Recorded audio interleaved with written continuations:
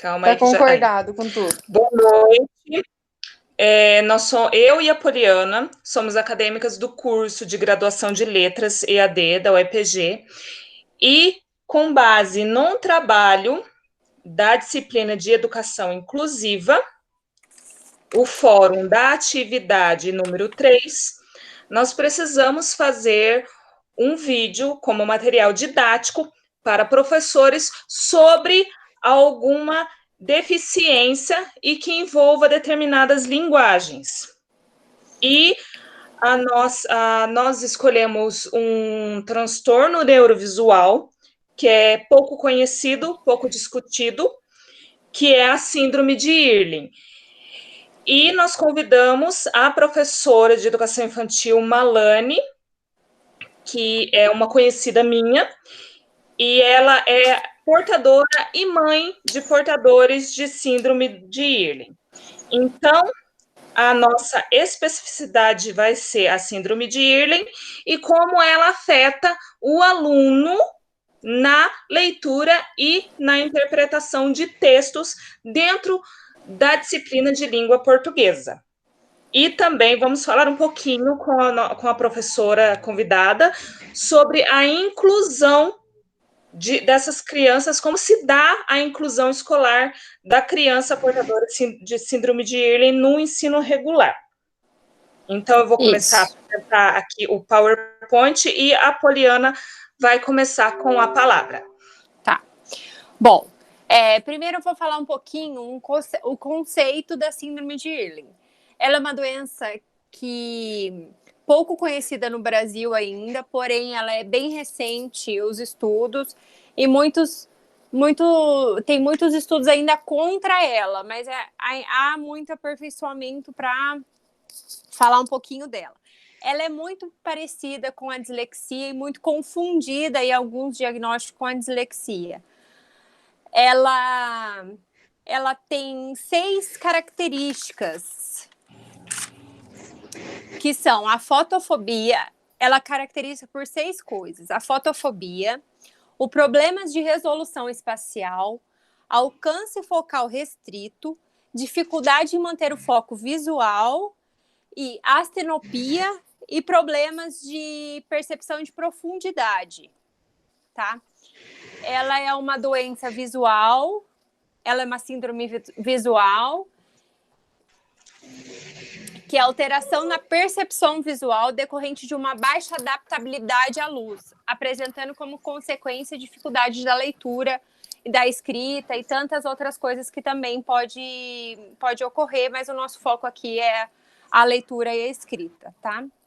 Eu vou fazer algumas perguntinhas aqui para a Malane, para ela como mais do que ninguém aqui, a gente pode estudar bastante, mas não vai conseguir chegar à experiência que ela tem e o que ela pode dizer sobre essa síndrome para a gente, né? Malane, nos conte um pouco sobre como essa síndrome entrou na sua família e na sua vida. Como que você percebeu ela na sua vida e na sua família? Então, desde criança eu sempre tive muita dificuldade com leitura, dificuldade de me concentrar e não conseguia concentrar.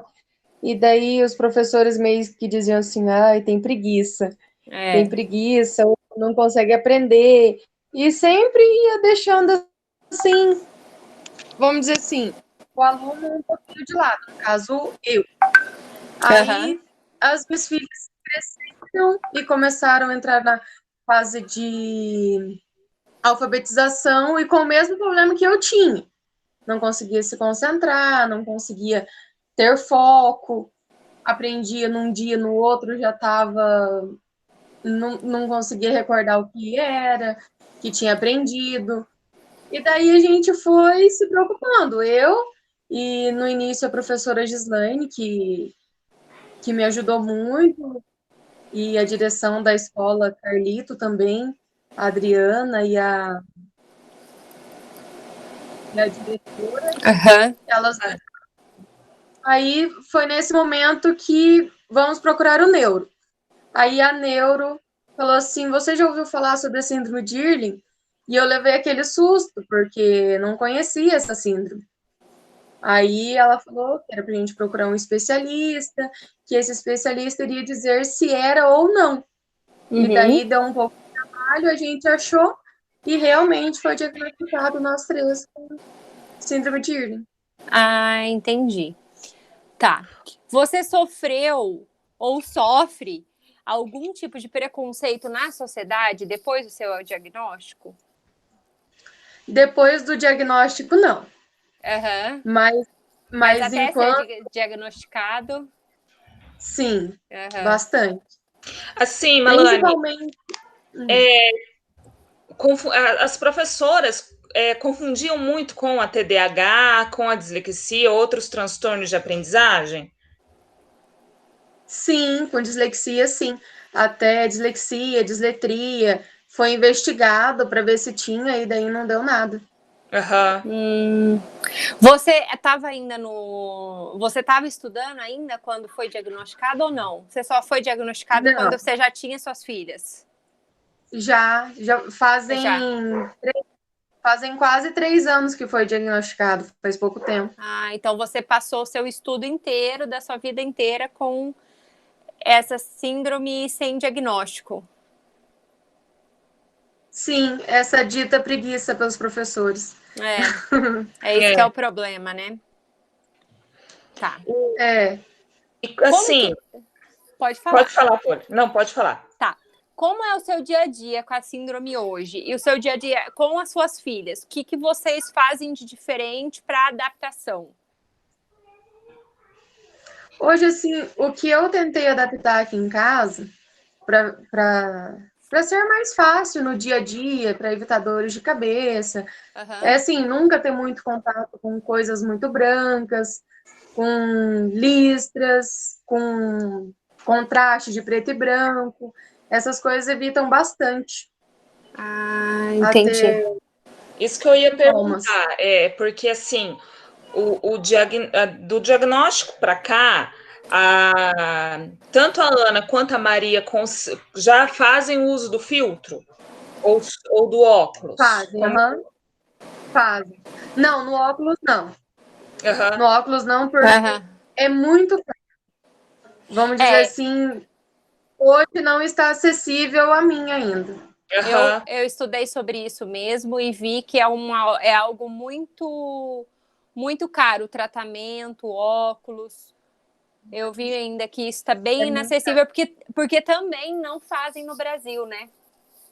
Isso vem de fora. Não é feito. O exame é feito, até a última vez que eu fiquei sabendo, era feito só em Belo Horizonte.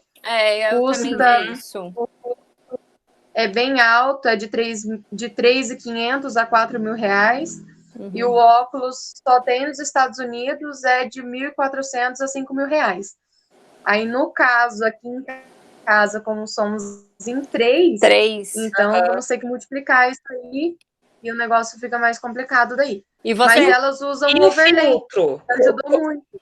E os filtros coloridos, quanto que é o valor desses filtros, Má?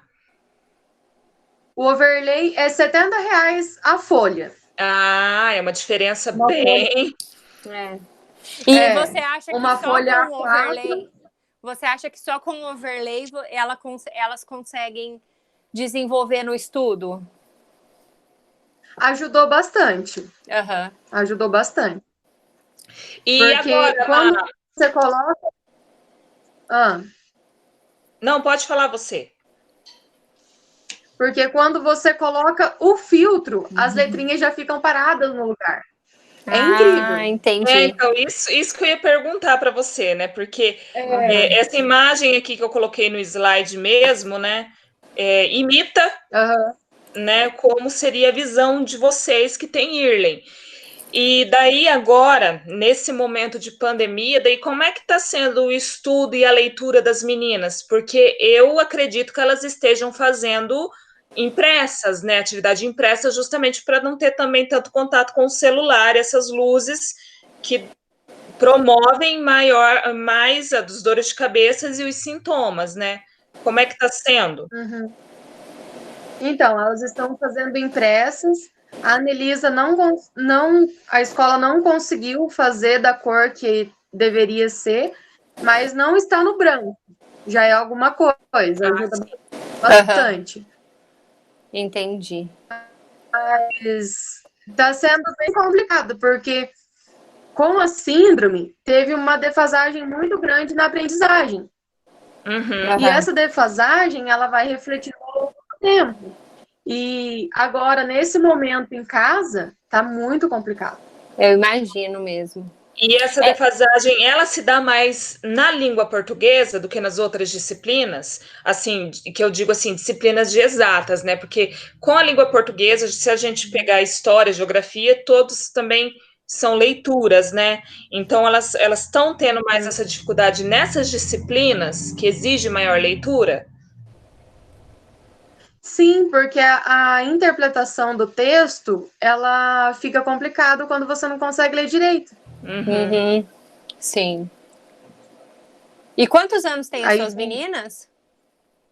uma tem 14 e a outra tem 11. Ah, elas estão bem. O pequenininho não tem dificuldade nenhuma, pelo menos ainda não apresentou, Malane? O Lari, eu acho que ele tem, porque ele tem muita dificuldade de se concentrar. Entendi. É uma síndrome hereditária, né? Que vem do pai ou da mãe. Você tem alguém na sua família que foi para você? Eu acredito que a minha mãe tem. Ela não fez sim. o teste, mas eu acredito que ela tem. Ah, entendi. Porque ela também tem essa dificuldade na leitura para se concentrar, fica perdendo nas entrelinhas, aí tem que ficar se achando. E a escola brasileira também não está preparado para isso, né? Não. Era isso que eu ia Não tá. perguntar também. Em consequência dessas confusão de transtornos de aprendizagem, ainda mais um transtorno de neurovisual, que daí traz a comorbidade, né, de aprendizagem, que é a Irlen, como se dá assim a inclusão das meninas na escola? Lá, assim, lá eles fazem uma comunicação alternativa, elas participam de sala de recurso, como é que é lá? Elas participam da sala de recurso, a professora, por ser muito atenciosa, tem alguns professores que são muito atenciosos, eles procuram na folha certinho, mas não são todos. Esse que é o porém. Enquanto estavam no ensino de primeiro ao quinto ano, era assim, atenção muito voltada para ela. Porque a direção, nossa, impecável. A Adriana, impecável. Só que depois que foi para a escola estadual, teve um pouquinho de falha. E elas sofrem algum tipo de preconceito com os alunos? Ou alguma coisa nesse sentido? Depois do diagnóstico, não.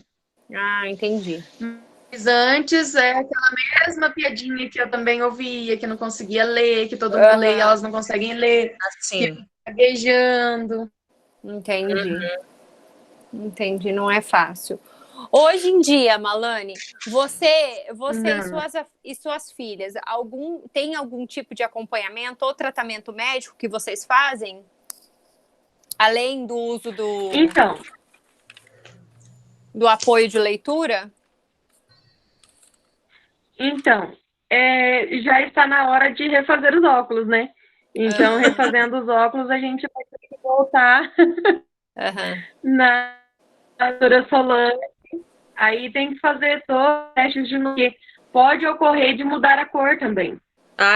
Entendi. Sim, entendi. Que cor que vocês usam hoje?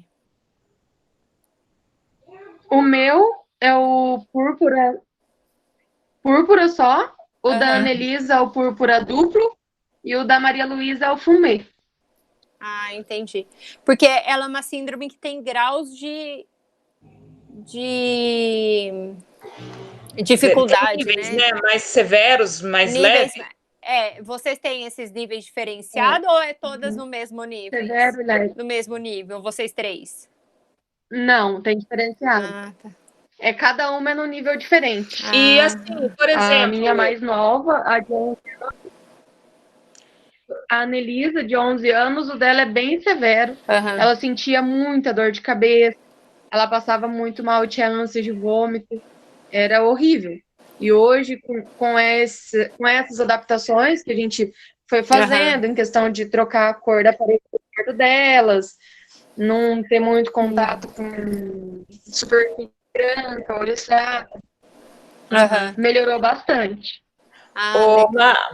E como você vê, você enquanto portadora e mãe de criança portadora, vê esse movimento de não aceitação por parte da medicina, né? Que daí a gente tem até essa campanha aqui que eu coloquei aqui, da IRLEM existe sim. Como você se sente com esses negacionistas?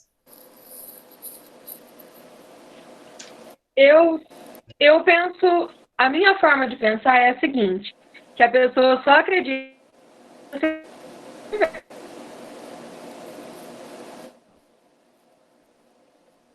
Acho que caiu. Porque é surreal uma pessoa imaginar que ela enxerga tudo.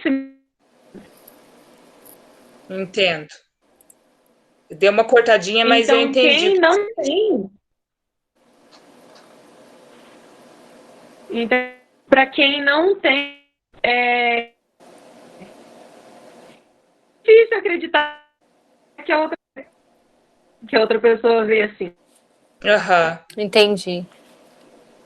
Então, daí a gente tem essa campanha, que eu coloquei o objetivo da campanha, né, que é levar ao maior número de pessoas o conhecimento sobre a síndrome de IRLEM, né? E, assim, eu, enquanto professora, eu tenho aqui minhas referências, vou interromper já o compartilhamento, que a gente já acabou os slides durante a nossa conversa. Eu, enquanto professora, eu acredito assim, né, que o autismo também ninguém acreditava, né? Chamavam de as crianças do sótão, as crianças que viviam escondidas, acorrentadas, que ninguém queria ver.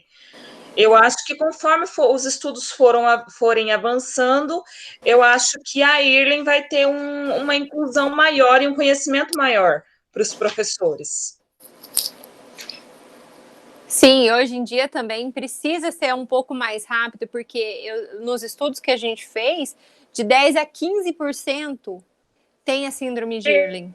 Então é algo muito próximo da gente, é algo muito perto de nós. Por exemplo, a Malane com as duas filhas tem a síndrome. Então é algo não tá longe, não é distante. É algo que está do nosso lado e a gente precisa olhar para isso, né? E muitas vezes a gente está confundindo com TDAH, dislexia, descalculia, etc. Que é o que acontece muito, né? E não tem diagnóstico, então acaba tratando erroneamente. Ô, Má, tá cortando muito você. Se você puder mudar o lugar que você tá, a posição, às vezes pode ser a internet que tá falhando. Vim aqui do outro lado, peraí.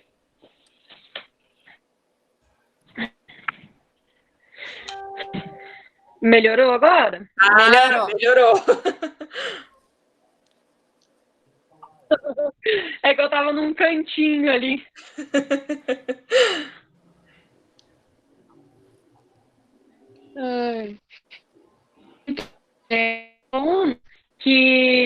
Que dá trabalho na sala de aula, que quer chamar a atenção de toda forma. Às vezes ele só tá fazendo isso porque não tá conseguindo enxergar direito e não tá vendo, não tá conseguindo focar naquilo que o professor tá ensinando. E que graça que vai ter focar numa coisa que ele não tá conseguindo ver direito. E acaba se distraindo, então, pro professor, né? É bem mais simples. Oi?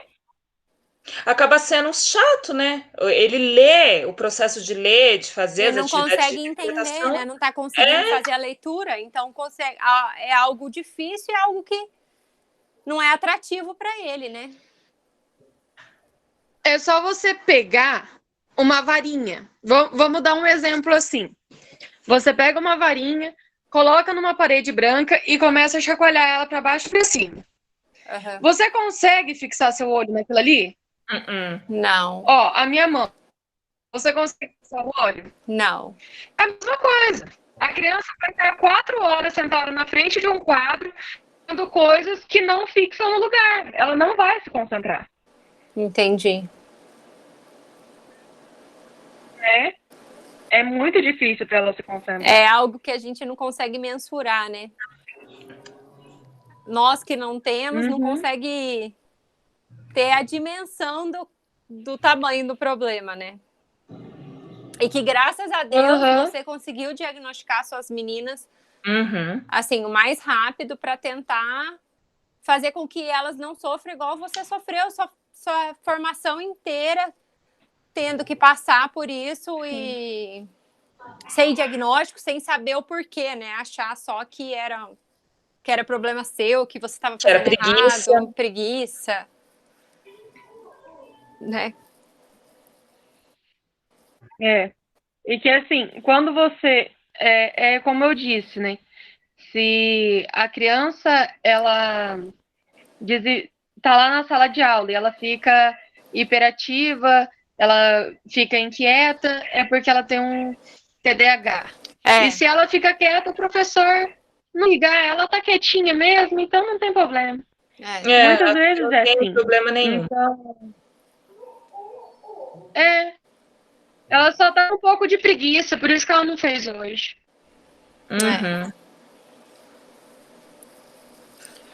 Mas eu queria agradecer a participação muito obrigada. da Malane, que atendeu ao meu convite assim de última hora, que eu comecei a ver, falei, não, mas eu conheço quem pode falar disso com a gente. Com propriedade, né? Com propriedade, porque eu também não conhecia síndrome de Irlen, foi a Malane que me apresentou, que falou do caso das meninas dela, e daí eu pude conhecer mais essa síndrome, né? E daí para hoje tá falando para aqui nesse nosso trabalho para a nossa faculdade. Queria agradecer, Má, muito obrigada. Obrigada, viu, Malane, por troca de experiência com a gente, por abrir sua família, né, a história da sua família para falar com a gente no trabalho. Eu não conhecia sobre a síndrome. Com as pesquisas e com o estudo para fazer o trabalho, que fui conhecendo um pouco e vi que é tão próximo da gente que a gente nem imagina. Que é algo que a gente não conhece, acho que é uma coisa que tinha que ser falado mais, né? Os professores, eles precisam estar atentos a mais nessa linha da educação especial, da inclusão, porque a gente não, às vezes, vê o aluno, mas acha que é alguma outra coisa, mas é um problema neurovisual, né? E não um transtorno de aprendizagem mesmo. Isso. Eu que agradeço por poder estar aqui expondo tudo isso que a gente passou, por tudo isso que a gente passa, porque realmente, gente, não é fácil. Não é fácil para o aluno, não é fácil para o professor, porque o professor tem 30 alunos na sala e se o aluno não está aprendendo, às vezes demora até um pouco para ele perceber que aquele aluno não está aprendendo, porque as salas são super lotadas. Então, talvez não seja a culpa do professor, porque tudo é a culpa do professor. Sim, lógico. Mas assim. Então, assim. Mas também, né? Então, você também tem propriedade para falar disso. Então, mas eu quero agradecer mesmo por vocês terem me convidado para participar, por estar expondo essa síndrome que é tão desconhecida ainda, e que através desses trabalhos, através dos alunos, através de outros professores, ela vai sendo cada vez mais divulgada. É verdade. A gente tem que fazer esse papel. Muito obrigada por me convidar. Imagina. Precisando da gente, mas a gente chega lá. Chega sim. Mas então, Malane, você pode ficar à vontade para sair, que a gente vai finalizar aqui. Uhum. Obrigada mais uma vez. Boa noite e tudo de bom para as meninas. Fala para a Aninha que eu só com saudade dela. Ah, elas vivem falando de você também, que tem saudade, que queria ir lá estudar de novo. Então, belezinha. Eu falo sim. Tá, até mais. Ai, Boa noite. gente, obrigada por tudo. Deus Até, abençoe. beijo. Tchau, tchau. Tchau, tchau, Má. Amém. Tchau.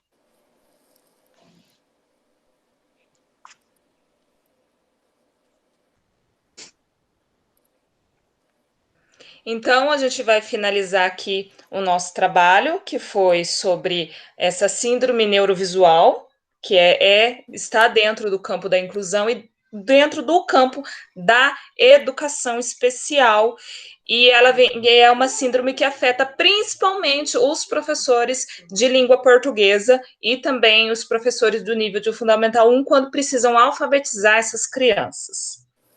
Mais alguma coisa, Poli? Não, acho que é isso. Acho que a gente já falou bastante sobre a síndrome. Espero que os professores que estejam assistindo, os outros alunos que estejam assistindo também tenham uma visão um pouquinho melhor sobre essa síndrome. Estude um pouquinho, vamos tentar visualizar ela em pessoas que às vezes, em alunos que às vezes a gente acha que é um problema, acha que é dislexia, confunde muito, e tentar diagnosticar e tentar levar esse aluno para um tratamento que às vezes resolve com um produto, com overlays, ou um óculos, ou alguma coisa nesse sentido, que vai mudar a vida desse aluno.